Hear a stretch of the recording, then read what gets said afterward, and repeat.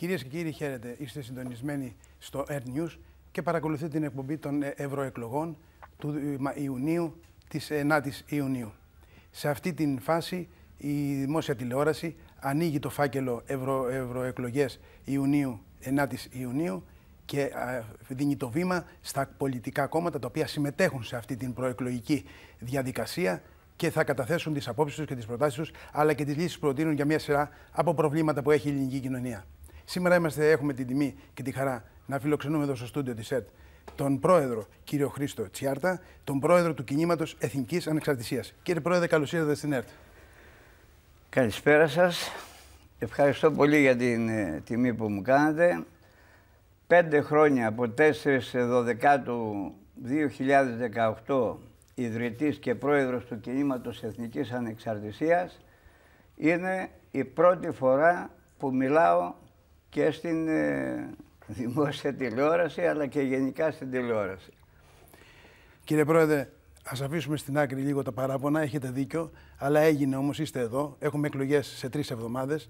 Το κόμμα σας, το κίνημά σας, ποια είναι η πολιτική του κατεύθυνση, ποια είναι δηλαδή η ιδεολογική του ταυτότητα? Είμαστε ένα εθνικιστικό πολιτικό κόμμα και το τονίζω εθνικιστικό για να διαχωρίσω το πατριωτικό που το λένε όλοι. Ανεξαρτήτου ιδεολογίας, ας πούμε, κόμματα, όλοι μάθανε πατριωτικό κόμμα. Δεν μπορεί να είναι κομμουνιστικά κόμματα που είναι εκ φύσεως διεθνιστικά να λένε πατριωτικό αριστερό κόμμα κτλ. Ούτε δεξιά, ούτε αριστερά, μόνο εθνικά, με την πιο καθαρή πρόταση, ιδεολογία. Δεν υπάρχουν βέβαια ιδεολογίες κομματικές και δεν υπάρχουν διαφορετικών ιδεολογιών κόμματα. Είναι μία. Ή διεθνισμός ή εθνικισμός. Ο εθνικισμός δεν είναι κακό πράγμα όπως προσπαθούν παγκοσμίως να αλερώσουν αυτή τη λέξη, και θα έχουμε το χρόνο να σας αναλύσω και να σας αναπτύξω ότι ο εθνικισμός άδικα βάλεται. Μάλιστα. Μιλάτε λοιπόν για την ιδεολογική σας ταυτότητα. Τι είναι αυτό που διακυβεύεται στις 9 Ιουνίου στις ευρωεκλογές αυτές? Τι διακυβεύεται, ποιο είναι το διακύβευμα? Κύριε Μποντώνη, έχω τεράστιες διαφορές και στις απόψεις και σε όλα. Να σας ενημερώσω για να σας βοηθήσω και εσάς και το κοινό που μας ακούει. Δεν είμαι πολιτικός, μπήκαμε για να κάνουμε ένα πολιτικό κόμμα, να το προσθέσουμε στα ήδη υπάρχοντα. Με την αυστηρή έννοια του όρου. Καθόλου, αηδία. Δεν είναι τυχαίο η απαξίωση της πολιτικής και των πολιτικών, τουλάχιστον στα τελευταία 50 χρόνια, αν πιάσουμε από το 1974 και μετά, γιατί από τη δολοφονία του Ιωάννη Καποδίστρια μέχρι σήμερα, 200 χρόνια, δεν έχει αλλάξει τίποτα. Αν πάμε από το 1821, αντικαταστήσαμε το Σουλτάνο με το τραπεζικό καρτέλ Ρότσιλντ. Αυτή είναι η πραγματικότητα και εκεί πάνω εγώ θα εστιάσω. Τι θέλω να πω? Όταν λέμε ούτε δεξιά ούτε αριστερά, μόνο εθνικά, δεν κάνουμε τον εθνικισμό ότι είναι το α και το ω γενικός. Αν δεν πιάσουμε το πατρίδα, θρησκεία, οικογένεια που το λένε όλοι, αλλά εμείς δεν το λέμε πατρίδα, θρησκεία, οικογένεια επειδή το λένε όλοι. Υπάρχει κάτι βαθύτερο. Πιάνοντας από 1 Μαΐου το 1776 με την ίδρυση των Ιλουμινάτι και του κώδικα των Ιλουμινάτι και τα λοιπά, με τον Άνταμ Βαϊσκάουπ και τα λοιπά, εκεί θα βρούμε την άκρη του κουβαριού. Οι 13 πρώτες πολιτείες στην Αμερική, από 4 Ιουλίου 1776, η Γαλλική Λαοκτονία, το τονίζω, Γαλλική Λαοκτονία, δεν υπήρξε Γαλλική Επανάσταση. 14 Ιουλίου 1789, πάμε σε ένα στημένο, γεννημένο κομμουνιστικό μανιφέστο 1848, από τον καπιταλισμό, από το κέντρο του City του Λονδίνου, για να σκοτώσει αυτό το δολοφονικό εγχειρίδιο, το κομμουνιστικό μανιφέστο, 150 χρόνια, 300 εκατομμύρια ανθρώπους. Αν αυτό λέγεται μαρξισμός, κομμουνισμός πώς λέγεται, εγώ αυτά τα γράμματα δεν τα καταλαβαίνω. Και πάμε σε δύο στημένους πολέμους, παγκόσμιους πολέμους. Πάμε νωρίτερα για να δημιουργήσουμε τις συνθήκες και τις υποδομές για το σημερινό χάλι της βίαιης λαθρομετανάστευσης σε όλη την Ευρώπη, είναι το σχέδιο Πανευρώπη του Γκούντερ Χοφχαλέργη 1922, που χρηματοδοτήθηκε διαχειρός Ρότσιλντ, που τα μετέφερε 60.000 μάρκα στο Μαξ Βάρμπουργκ για να τα πάρει ο Καλέργης με ένα βιβλιαράκι πάλι εθνοκτόνου των λαών. Αυτό όμως πώς συνέβη? Το δημογραφικό πρόβλημα δεν είναι σημερινό. 100 χρόνια γαλλοπροσική πόλεμη, σκοτώσαμε συστηματικά προσχεδιασμένα τα νιάτα όλης της Ευρώπης. Δεν κοιτάω αν ήταν τσαρική αυτοκρατορία, αν ήταν Αυστρο-Ουγγαρία, αν ήταν Γαλλική αυτοκρατορία, αν ήταν Βρετανική αυτοκρατορία και Προσική κτλ. 100 χρόνια αυτοί οι λαοί, τα 500 εκατομμύρια που λέμε σήμερα η Ενωμένη Ευρώπη, εμείς απευθυνόμαστε σε ένα μικρό κράτος γεωγραφικά και πληθυσμιακά, όταν κράτη τεράστια, ο κορμός της Ευρώπης, Γερμανία 84 εκατομμύρια, Μεγάλη Βρετανία 70 τόσα, Γαλλία 67-70, Ισπανία 48, άλλα 60 πόσα είναι Ιταλία. Είναι δυνατόν, σας παρακαλώ πολύ, είναι δυνατόν όλοι αυτοί οι λαοί, ο κορμός, η βάση της Ενωμένης Ευρώπης που ονειρευόμασταν όλοι, δεν είναι Ενωμένη Ευρώπη αυτή. Και για να μην το πάρω μονόλογο, καλύτερα είναι σαν οικοδεσπότης, αφού θα ρωτάτε, εγώ θα απαντώ για να κάνουμε και τις θέσεις μου πιο κατανοητές στον κόσμο που μας ακούει, να τα συγκρατεί κομμάτι-κομμάτι για να κερδίσουμε και κάτι. Είναι έτσι, απλώς σας άφησα να ξεδιπλώσετε τις σκέψεις σας και τις απόψεις σας για αυτό το θέμα της Ευρώπης. Και δεν τα επιβάλλω, σαφώς, δεν τα επιβάλλω σαφώς. Ο κόσμος ακούει και κρίνει.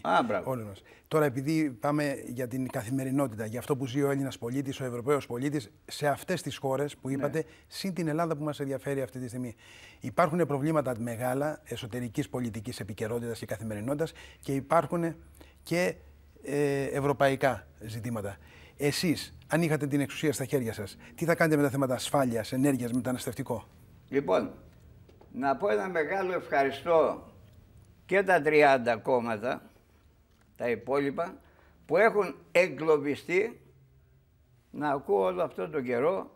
Οι ελληνικές οικογένειες δεν είχαν λεφτά να πάρουν το αρνί για το Πάσχα και τα λοιπά. Μιζέρια, πληθωρισμός, φταίει η κυβέρνηση, φταίει η προηγούμενη, φταίει η παραπροηγούμενη, αλλά ο ελληνικός λαός που ψηφίζει και επιλέγει αυτούς που τον καταδυναστεύουν δεν φταίει ποτέ, έτσι. Εγώ εδώ σήμερα δεν ήρθα ούτε να παρακαλέσω να μας ψηφίσει ο κόσμος.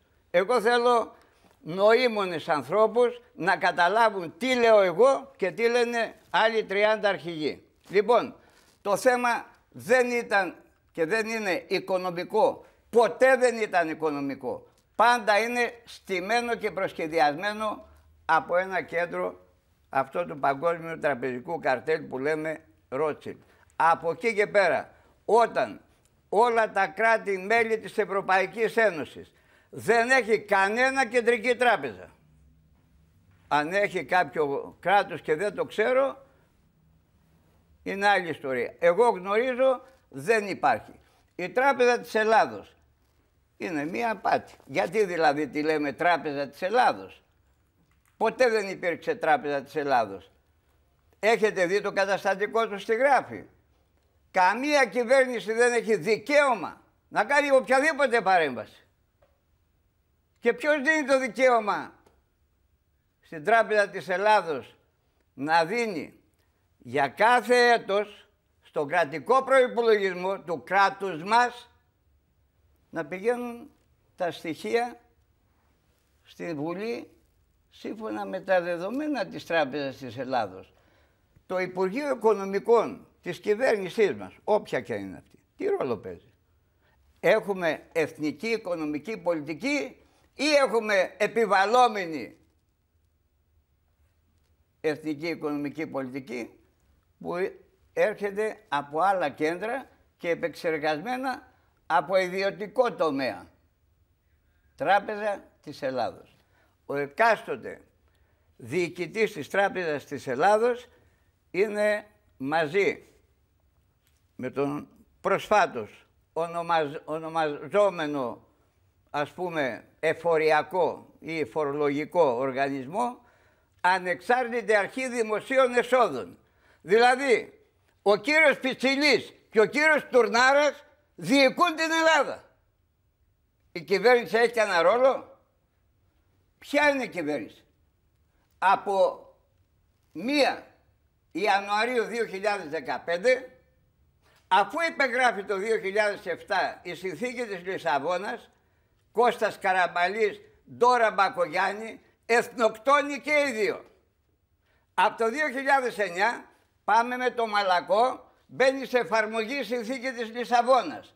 Και το 2015 καπελώνονται όλα τα εθνικά συντάγματα των κρατών μελών της Ευρωπαϊκής Ένωσης και δεν έχει ισχύει το Σύνταγμα. Όλοι επικαλούνται το Σύνταγμα. Ποιο Σύνταγμα? Θυμόμαστε όταν ο σημερινός Πρωθυπουργός ήταν αντιπολίτευση, που είχε πει στον τότε Πρωθυπουργό επικυβέρνησης ΣΥΡΙΖΑ, και μην ξεχνάτε κύριε Πρωθυπουργέ και το άρθρο 28 που μας επιτρέπει, λέει, σε δύσκολες καταστάσεις να παραχωρήσουμε και εθνική κυριαρχία. Είμαστε σοβαροί κύριε Μποτώνη? Αυτά δεν θα τα πει κανένα κόμμα. Εδώ είσαστε. Κανένα κόμμα δεν ενημερώνει σωστά τον ελληνικό λαό για να μπορεί να κρίνει ο ελληνικός λαός. Δεν είναι ηλίθιος όλος ο ελληνικός λαός. Δεν γνωρίζει. Και αυτοί που ψηφίζουν κομμουνιστικά κόμματα δεν είναι κομμουνιστές οι άνθρωποι με τη φιλοσοφία του κομμουνισμού. Υπάρχουν άνθρωποι, χριστιανοί, ορθόδοξοι, πατριώτες και ψηφίζουν αριστερά κόμματα. Δεν το λέω θρησκευτικά, έτσι, να μην το παρεξηγήσουμε και το μπερδέψουμε ότι... Είστε σαφείς. Για πείτε μου όμως εδώ, μιλάμε και για την Ευρώπη και για τις ευρωεκλογές. Η Ευρώπη, ναι, ως έχει, αντέχει άλλους μετανάστες, είτε έχουν εισέρθει παράνομα είτε μη? Εμείς θέση μας είναι απέλαση των πάντων. Η πρώτη ενέργεια που θα κάνουμε, πέραν ότι έχουμε κάνει το μισό δρόμο να θέσουμε το Κομμουνιστικό Κόμμα Ελλάδος εκτός νόμου στην Ελλάδα, όπως συμβαίνει σε πολλά κράτη και στην Ευρώπη έχει συμβεί, και πρόσφατα τελευταία Σλοβακία, Πολωνία έχουν απαγορεύσει τον κομμουνισμό και έχουν κατεβάσει και τα αγάλματα, αλλάξαν οδούς και πλατείες, κάτι που εμείς δεν θα το κάνουμε. Εμείς θα κάνουμε εθνικό πάρκο όλων, ανεξαρτήτου αν ήταν κομμουνιστές, φασίστες, δικτάκτορες.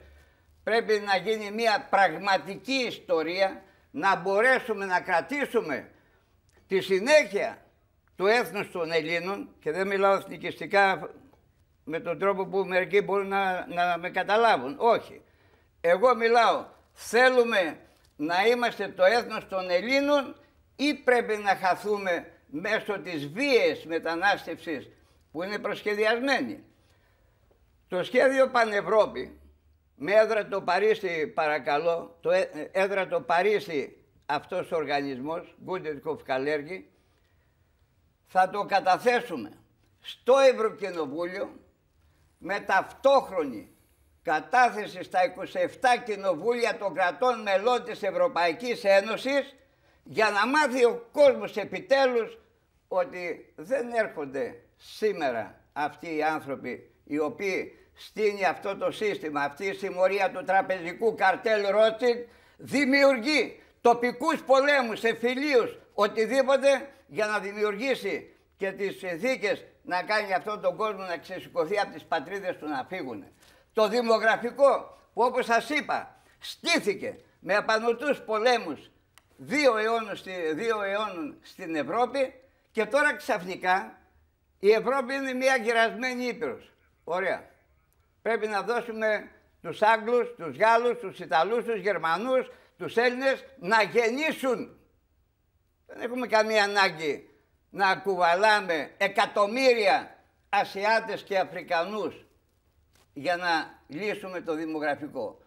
Οι όλοι υπάρχοντες εδώ απελάβνονται όλοι και θα δούμε ποιος υπάλληλος πήρε τη σφραγίδα ελληνική δημοκρατία και έβαλε να ελληνοποιήσει τον οποιοδήποτε παρανόμους εισελθόντας στην πατρίδα μας. Είναι μεγάλη κουβέντα, κύριε Πρόεδρε, αυτή, και είναι μεγάλη κουβέντα γιατί η αλήθεια είναι σε δύο επίπεδα. Και σε αυτόν που έρχεται για μια καλύτερη ζωή και στον άλλον που είναι παράνομος έτσι κι αλλιώς.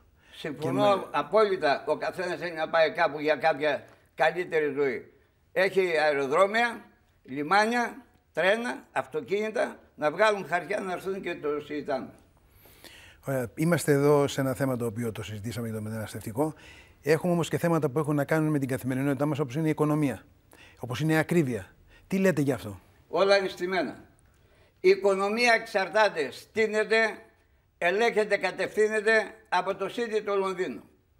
Είμαστε το μοναδικό πολιτικό κόμμα που λέμε να κλείσουν όλα τα χρηματιστήρια παγκοσμίως. Έξω δεν με νοιάζει. Στην Ελλάδα κλείνεται με το χρηματιστήριο. Δεν είναι μια οικονομική δραστηριότητα αυτό? Ποιος το είπε αυτό? Θέλω να μου πει ένας οικονομολόγος 1 ευρώ αν κέρδισε η εθνική οικονομία το ελληνικό ταμείο από το χρηματιστήριο.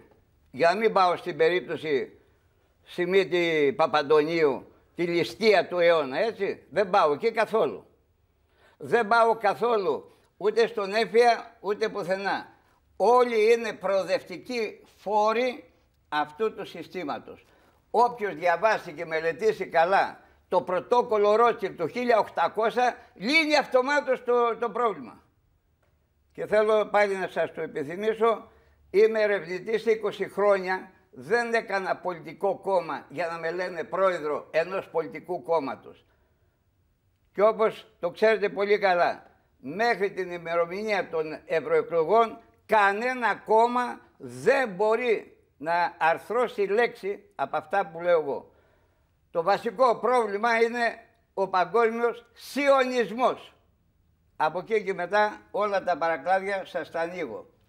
Επίσης, ένα σημαντικό πρόβλημα που έχει η Ευρώπη και κυρίως η Ελλάδα, έχω στα χέρια τα 40 ΦΕΚ, να είναι καλά ο Υπουργός Άδωνης Γεωργιάδης, που όταν τα είχε αναρτήσει, τα πήρα, τα μελέτησα, τα πήρα και μέσα από τη Βουλή. Με ποιο δικαίωμα το Κεντρικό Ισραηλιτικό Συμβούλιο είναι αφορολόγητο μέσα στην Ελλάδα? Σας ρωτάω για ποιο λόγο? 4 Μαΐου 1890, ιδρυτής και πρόεδρος Μαξ Ρότσιλντ. Μαξ ντε Ρότσιλντ. Γιατί? Το Κεντρικό Ισραηλιτικό Συμβούλιο, έτσι. Έχουμε πρόβλημα με την υγεία σήμερα. Μεγάλο, έτσι. Ο ΠΑΙΕ, το ξέρετε ποιος είναι? Οργανισμός περίθαλψης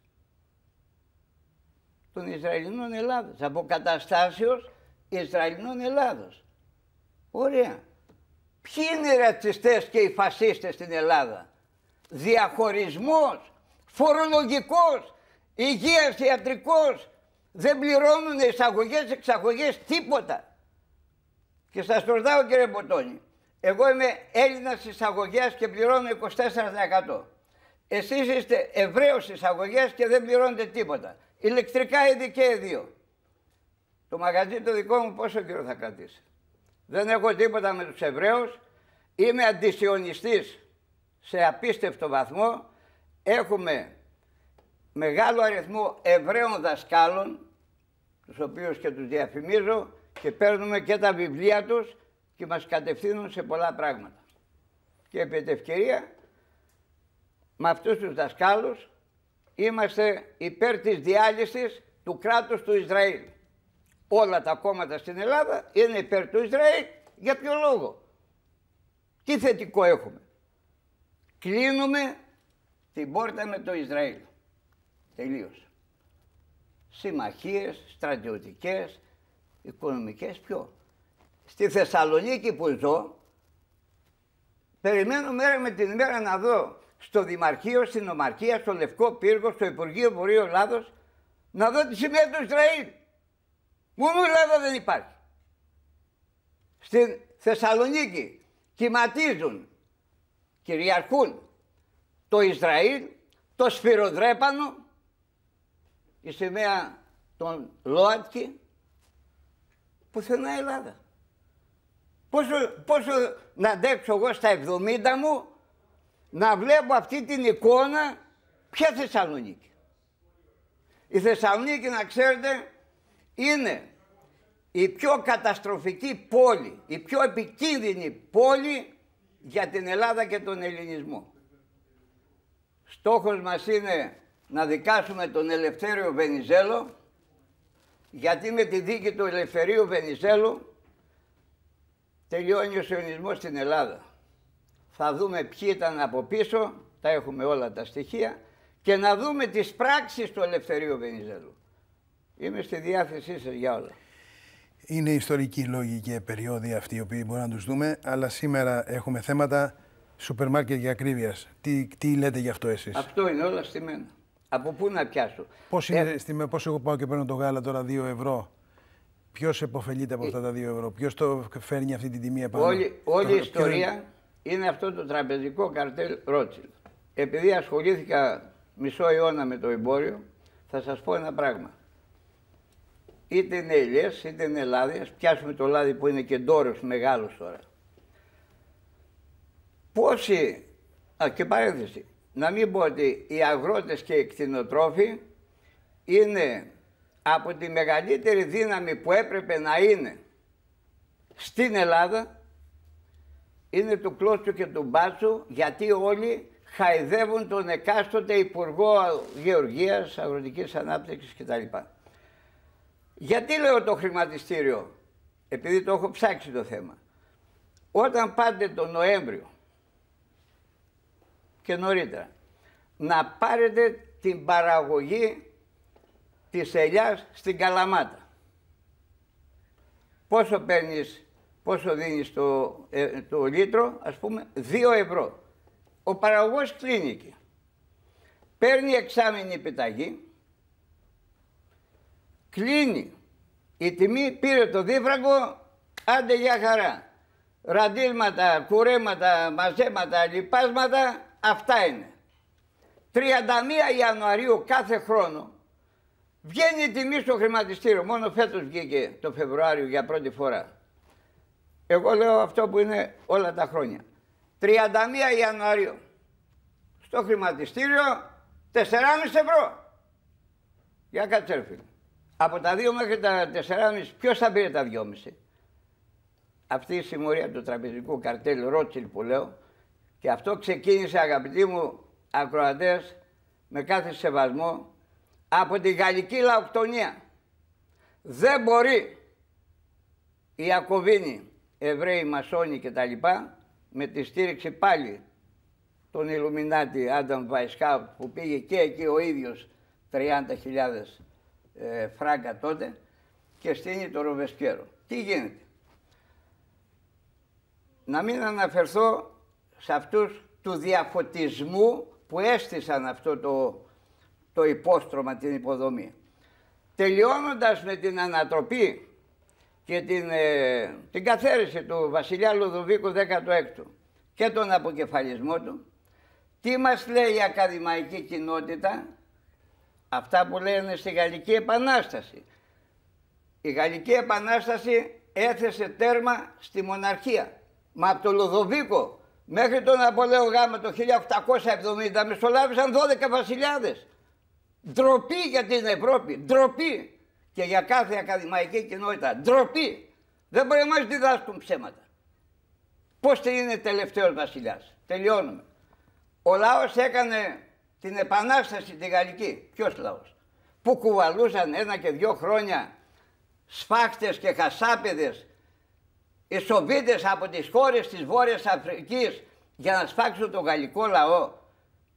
Ποιος γαλλικός λαός ξεσηκώθηκε να κόψει τα κεφάλια στις λεμιτόμους 9% φεουδάρχες, 33% εργάτες, 30% υπηρέτες και 30% αγρότες.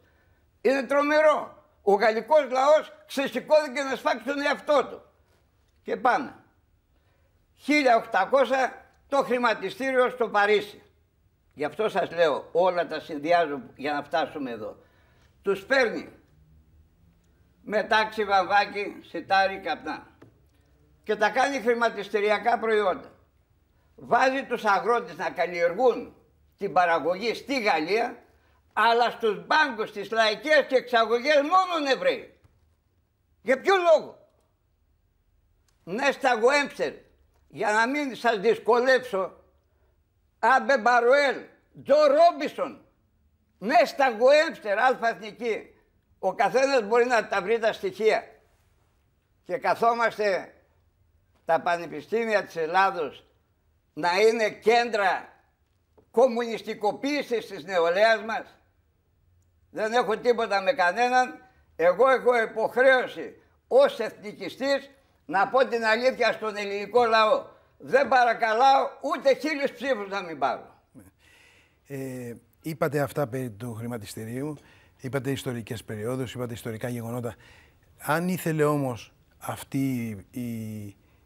το τραπεζικό σύστημα, αυτή η ομάδα των τραπεζών, όπως τους λέτε έτσι σκληρά και τους χρησιμοποιείτε και έχετε όλη την ευκαιρία να το κάνετε, γιατί δεν το κάνανε εδώ και 10 χρόνια και το κάνανε φέτος στην ακρίβεια? Εμείς έχουμε έτοιμο το σύστημα, τον τρόπο, το σχέδιο. Παρακαλάω 5 χρόνια έναν αγροτικό συνεταιρισμό θέλω. Έναν. Ποιος να έρθει? Καταχρεωμένοι όλοι. Φίλοι δικοί μου με 300 στρέμματα, 500. Καταχρεωμένοι. Τους πήρανε την Αγροτική Τράπεζα και δεν άνοιξε ροθούνη. Την απάτη με την Αγροτική Τράπεζα. Πότε την πέρασαν?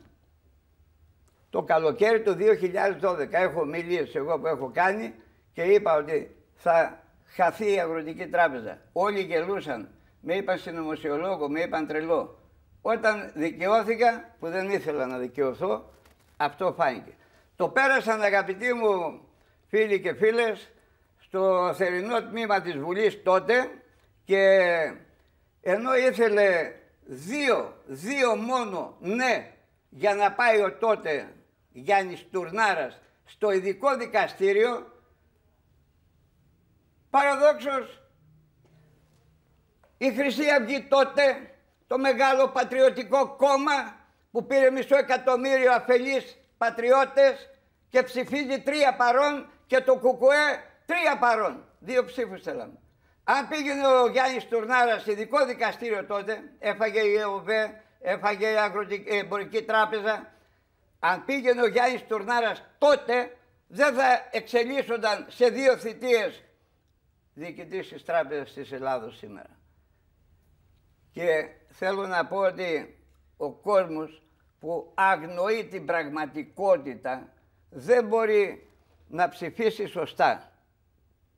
Άρα έχουμε ένα κόμμα που μπήκε τότε, αυτό που το λέμε ναζιστικό μόρφωμα, και ακόμα εξακολουθεί να κάνει ζημιά στον πατριωτικό χώρο. Αυτά όλα είναι μια προσπάθεια που κάνουμε, κύριε Μποτώνη, ξεκάθαρη. Πρέπει να καθαρίζουμε συνέχεια λερώματα του παρελθόντος. Το θέμα ποιο είναι? Ότι θέλω έναν αγροτικό συνεταιρισμό μόνο να τους αναπτύξω πώς γίνεται η καινούργια Αγροτική Τράπεζα, και πριν 2 χρόνια ήμουν εδώ σε μια συνάντηση καλλιεργημένων ανθρώπων, μηχανικοί, αρχιτέκτονες, και ήταν και ένας τραπεζικός. Τραπεζικός της Εθνικής Τράπεζας. Όταν μου είπε, κύριε Τσάρτα, τι μπορείτε να κάνετε στον τραπεζικό τομέα, αφού όπως το ξέρουμε είναι πιασμένο παγκοσμίως από αυτό το σύστημα? Δεν χτυπάμε. Δεν θα πάρω εγώ την Τράπεζα της Ελλάδος να την κάνω κρατική. Ξέρετε τι λέει μέσα? Μην την ακουμπάς. Έχω όλο το καταστατικό. Τι μπορούμε να κάνουμε? Πρέπει να κάνουμε μία αγροτική και μία εμπορική για τη μεσαία τάξη. Πιάνουμε την αγροτική. Με το Μητρό Αγροτών, πώς είναι? 700. Πόσα λεφτά χρειάζονται? 2 εκατομμύρια για την πρωτεύουσα, ένα κατάστημα. 4 εκατομμύρια για το νομό, 6 εκατομμύρια για την περιφέρεια, ας πούμε Μακεδονία. 18 εκατομμύρια πανελλαδικής σε ό,τι επικράτη. Πού θα τα βρείτε τα λεφτά, κύριε Τσάρτα? Πώς θα θέλεις να βρω? 20, 40, 60, μα πώς θα γίνει αυτό? Με βάση το Μητρό Αγροτών απευθύνουμε στους αγρότες και είναι μια ευκαιρία κάποιος να ανταποκριθεί. Γιατί όσους πήρα τηλέφωνο να μην συζητήσω τι συζητάνε. Κάθε αγρότης, αν πάρει από 3 ή 5 μετοχές των 10 ευρώ μόνο στις 700.000, από 5 μετοχές και μετά πάμε 10, 20, όχι όμως πάρα πολλές. Όχι αγρότες, δικηγόροι, γιατροί της Βιωτίας με 5.000 τρέματα και με τζιπ να κυκλοφορούν αγροτικά μέσα στην Αθήνα. Όχι. Πάρε, κύριε Μποτόνι, λεφτά και πάνε αγόρασε 10% μετοχές. Όχι τέτοια. Μόνον οι αγρότες θα έχουν μόνον εκεί καλλιεργητικά, φάρμακα, σπόρους, τα πάντα. Μόνον ελληνικούς σπόρους. Δεν μπορεί να πας τώρα στο Γεωπόνο, και είχα μαλώσει με τα στελέχη της Τράπεζας Πειραιώς σε ένα χωριό της Συμμαθίας όταν ήρθαν να τους δώσουν την κάρτα του αγρότη. Πόσοι από την πρωτεύουσα, ας πούμε, από τα κέντρα, Θεσσαλονίκη, Αθήνα, Πάτρα, πόσοι γνωρίζουν από τις μεγαλοπόλεις που λέμε δεν έχουμε λεφτά, δεν έχουμε να φάμε. Πόσοι γνωρίζουν ότι όλα πληρώνονται με την κάρτα του αγρότη και όλα πρέπει να είναι εισαγόμενα. Είχαμε καλαμπόκι ελληνικό, είχαμε φάρμακα ελληνικά, είχαμε τα καταναλωτικά δάνεια που πέφτανε στην αγορά και τώρα για να πάει ο αγρότης να πάρει το πετρέλαιο από το μπρατηριούχο του χωριού του, δίνει την κάρτα. Δεν παίρνει λεφτά. Πάει στο Γεωπόνο να πάρει το σπόρο, ο οποίος δεν είναι σπόρος για δεύτερη και τρίτη χρήση. Θα πας στο καρτελάκι για να πας του χρόνου να ξανασπείρεις αυτή τη σαβούρα που τρώμε, με το καρτελάκι το παραδίδεις και ξαναπαίρνεις. Φυτοφάρμακα Μοσάντο, δηλητήρια από την ναζιστική Γερμανία, παρακαλώ, γιατί αυτή η Ευρώπη μόνο Ευρώπη δεν είναι. Ας μπει ο καθένας να ψάξει, δόκτορα. Η Ευρώπη είναι ναζιστικών καταβολών. Πόσα παραδείγματα, άπειρα. Αυτό το παιχνίδι στήθηκε για να φτωχοποιήσει. Στην αρχή με τους παγκόσμιους πολέμους και από 9 Μαΐου 1945 μπήκαμε στο 4ο Ράιχ. Ένα θέλω να ξέρουν τουλάχιστον οι Έλληνες πολίτες, ότι και ο ναζισμός και ο κομμουνισμός είναι γεννημένα από την ίδια μήτρα. Ρότσιλντ. Οι αντιπαλότητες και περί ότι ο κομμουνισμός πολεμάει τον καπιταλισμό, αυτά πλέον αφορά μόνον σε βαθμό απίστευτα υψηλό ηλίθιο λαό. Κατατίθεται η άποψή σας και οι προτάσεις σας. Θα πρέπει να σας πω ότι όταν αναφερόμαστε στα κόμματα, σε άλλα κόμματα, θα έπρεπε να είναι εδώ να μας απαντήσει. Είπα εγώ κανένα κόμμα? Όχι. Ονόμασα όνομα πρωθυπουργό, αρχηγό κόμματος. Όχι, αυτές είναι οι θέσεις δικές μου. Εντάξει. Τα 30 κόμματα ας πούνε ότι θέλουν. Εντάξει. Εγώ δεν θέλω ούτε μία ψήφο. Εντάξει. Τώρα μιλάμε εμείς γι' αυτό να το έχουμε. Τώρα θέλω να σας ρωτήσω για τα θέματα ενέργειας και απασχόλησης. Κάποτε μιλάγαμε για μια πολύ μεγάλο νούμερο ανεργίας. Σήμερα έχουμε περάσει το αντίθετο, είναι μονοψήφια η ανεργία και δεν υπάρχουν χέρια εργατικά, ειδικά στους εργάτες γης.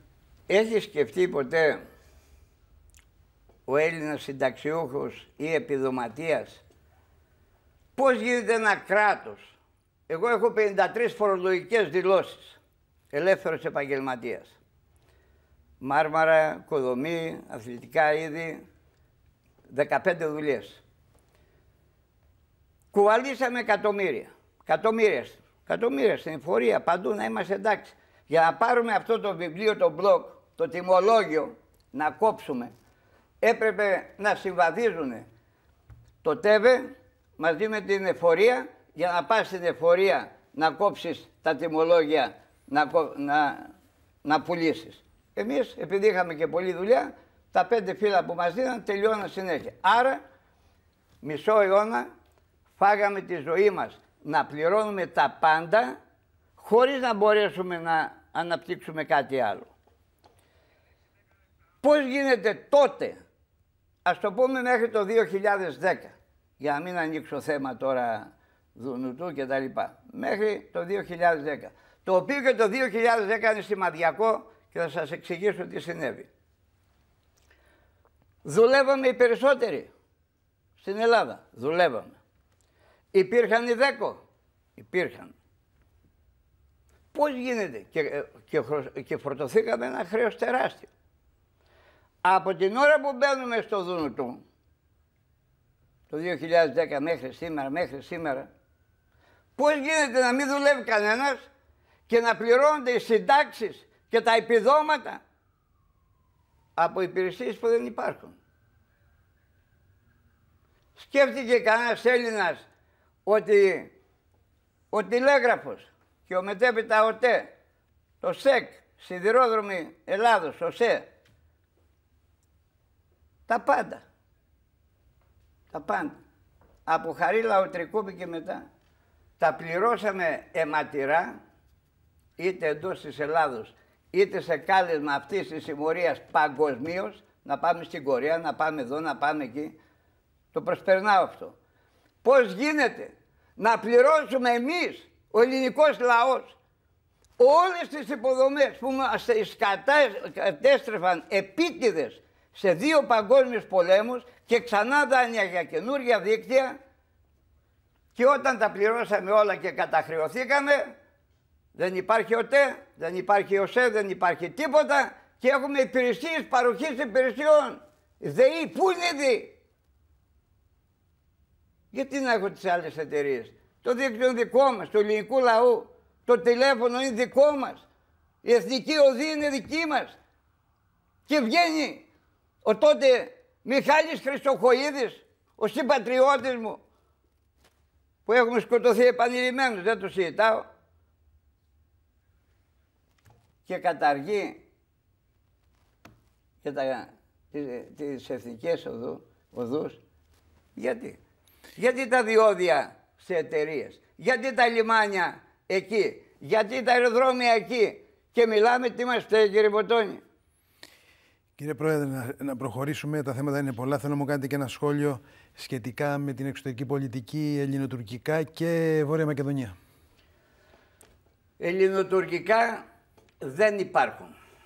Για να φύγει μία σφαίρα από την Τουρκία προς τα εδώ ή αντιστρόφως, πρέπει να δοθεί εντολή βάσει σχεδίου από αυτό το κέντρο που λέω, του τραπεζικού καρτέλ. Ποτέ οι Τούρκοι δεν επιτέθηκαν στην Ελλάδα με δικές τους δυνάμεις. Οι Τούρκοι χωρίς πλάτες του διεθνούς, του παγκόσμιου σιωνισμού δεν τολμάνε να κάνουν βήμα. Έτυχε να είμαι στα γεγονότα στην εισβολή στην Κύπρο. Οι μισοί φίλοι μου και παραπάνω σκοτώθηκαν εκεί. Και δεν μπορώ εγώ να κάνω σήμερα πλάτες σε κανέναν πρωθυπουργό σημερινό ή προηγούμενο ή παραπροηγούμενο. Παίζουν το παιχνίδι και το ξέρετε πολύ καλά λόγω της ιδιότητάς σας, κύριε Ποτόνη, και σας εκτιμώ, το ξέρετε από πολύ πριν, όχι γιατί είμαστε σήμερα μαζί. Δεν έχω τέτοια κολλήματα εγώ. Λοιπόν, γιατί κοροϊδεύουν τον ελληνικό λαό σήμερα? Ποιος Μητσοτάκης, ποιος Ερντογάν? Ποιος Τσίπρας, ποιος Ερντογάν? Κανένα κόμμα δεν μιλάει ότι ο εθνοπροδότης Κωνσταντίνος Καραμαλής 11 Νοεμβρίου 1976 στη Βέρνη, έχω τα πρωτότυπα και το τουρκικό και το αγγλικό, παραχώρησε το μισό Αιγαίο. Έρχεται μετά ο Παπανδρέου Ανδρέας με τον Κάρολο Παπούλια το 1982 στον Νταβός και το επικυρώνει. Και για να μην εκτεθούν Καραμαλής και Παπανδρέου θα φορτώσουν σε 2 νεότερους την όλη ζημιά αυτή. Έλεος. Κύριε Πρόεδρε, επειδή ο χρόνος τρέχει και θέλω να αναφερθούμε και σε 2-3 ζητήματα ακόμα. Είπατε για τη Μακεδονία. Για τη Μακεδονία θα Μακεδονία κλείνουμε τα σύνορα. Δεν υπάρχει Μακεδονία Βόρεια. Όποιος δεν συμμορφώνεται με το διεθνές δίκαιο, με το δίκαιο, με την αλήθεια, κλείνουμε τα σύνορα. Όποιος έχει βλέψεις κατά της Ελλάδος, κλείνουμε τα σύνορα. Επιτρέπεται Αλβανός μέχρι πριν γίνει πολιτικός και πάρει την ηγεσία στην Αλβανία του ποινικού δικαίου να κουβαλάει κόσμο στην Ελλάδα για προεκλογική περίοδο, έλεος. Δεν κατηγορώ ούτε το Μητσοτάκη ούτε κανέναν, τον Πρωθυπουργό. Δεν κατηγορώ τίποτα. Αυτό να βλέπει ο κόσμος ότι δεν υπάρχει κυβέρνηση να μπορεί να κάνει αυτά που πρέπει. Το πρωτόκολλο της Κέρκυρας το 1914 ισχύει. Πρώτα αυτονομείται η Βόρειος Ήπειρος και μετά εσωματώνεται στην Ήπειρο. Μία είναι η Ήπειρος. Και οι Αλβανοί να πάνε στην Κασπία θάλασσα. Από εκεί που τους έφερε ο Σουλεϊμάν 500 χρόνια πριν. Ποιοι είναι οι Αλβανοί εδώ πέρα? Και βγαίνει ο Κυριάκος Βελόπουλος να λέει για αρχαίους Ηλυρίους. Να βγαίνει ο Κασιδιάρης ο Ηλίας και να λέει τα αδέρφια μας οι Αλβανοί. Πού κολλάει αυτό? Δεν υπάρχουν Αλβανοί εδώ. 500 χρόνια μεταφερόμενοι από την Κασπία. Όποιος θέλει, εδώ είμαστε. Πεςτε μου και μία φράση για την επιστολική ψήφος. Είναι θετική? Κινείται προς την κατεύθυνση? Αυτό που γνώρισα, εντάξει, θα εξυπηρετήσει κατά κάποιο τρόπο λίγο, πολύ λίγο, ελάχιστα 0. Ήμουνα υπέρμαχος πάντα να ψηφίζουν οι Έλληνες από την Αυστραλία, από την Αμερική, τον Καναδά, τη Βραζιλία, όλοι. Αυτό που γνώρισα, κύριε Ποτώνη, πριν λίγες μέρες με τον Υπουργό στην αίθουσα ψηφιακής διακυβέρνησης, έπαθα πλάκα. Εδώ μιλάμε για χιλιάδες. Εγώ υπολόγιζα τουλάχιστον 1 εκατομμύριο να αξίζει τον κόπο. Ας ψηφίσουν 1 εκατομμύριο, την κυβέρνηση δεν με ενδιαφέρει. Να ψηφίσουν όμως. Και μιλάμε για 40.000, είπε. Πείτε μου γρήγορα, ποιος είναι ο στόχος σας στις εκλογές? Είστε ένα μικρό κόμμα, πού θα είναι το μπήχη που έχετε βάλει, που θα είναι μια επιτυχία, αν ακουστούν όλα αυτά που είπατε και συμφωνήσουν οι Έλληνες πολίτες, και το αμέσως μετά θα απευθείτε στην κάμερα κοιτάζοντάς τη και να στείλετε ένα μήνυμα στον ελληνικό λαό. Εμείς το 2019, σε 5 μήνες προετοιμαστήκαμε, πληρώσαμε τότε τα παράβολα, γιατί το χαρτί το παίρναμε νωρίτερα. Το τμήμα Α1 του Αρείου Πάγου μας έκοψε για το σταυρουδάκι που είχαμε στο έμβλημα. Φέτος το κάναμε κίνημα εθνικής ανεξαρτησίας σκέτο, μας πέρασαν, εντάξει. Λοιπόν, αλλά η εμπειρία εκείνη μας βοήθησε λίγο για τώρα. Λοιπόν, εμείς αυτό που περιμένουμε σήμερα, με βάση να πάρουμε 1000 ψήφους σε όλη την Ελλάδα. Αν μας μετρήσει σοβαρά ο κόσμος και μας πιστέψει και τα δει λογικά και σοβαρά αυτά τα πράγματα και μας δώσει κάτι παραπάνω, αυτός θα είναι ο πύχης μας, το κάτι παραπάνω. Μάλιστα. Μετά θα δούμε στις εθνικές εκλογές αν θα υπάρχει αυτή η συνέχεια η ανταπόκριση. Πολύ ωραία. Κοιτάζοντας την κάμερα, σε 1 λεπτό μέσα, στείλτε το μήνυμά σας για την 9η Ιουνίου.